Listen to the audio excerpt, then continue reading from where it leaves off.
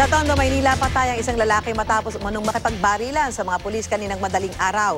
May live report si Luisito Santos ng Super Radio DZBB. Luisito. Yes, Susan, dead on the spot ang hindi pa nakikilang lalaki na tinatayang nasa edad 30 hanggang 35 taong gulang, may taas na 5'6", may malaking pangangatawan at miyembro ng Batang City Jail.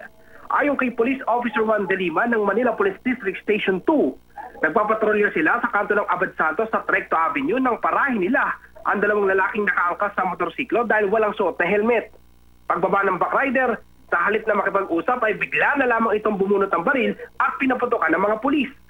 Gumanti naman ng putok si PO1 Lima na nagresulta sa pagkakasugat sa mukha ng suspect habang nakatakas naman ang kasamahan nito na sakay ng walang plakang motorsiklo. Naisugat pa sa ospital ang lalaki ngunit binawian din ito ng buhay. Nakuha mula sa kanya ang isang kalibre 38 na baril at 8 plastic sachet na may lamang hinihinalang shabu. Iniimbestigahan pa ang pagkakilala ng lalaki, gayon din ang nakatakas na kasamahan nito. Balik sa Susan. Maraming salamat, Luisito Santos ng DZBB.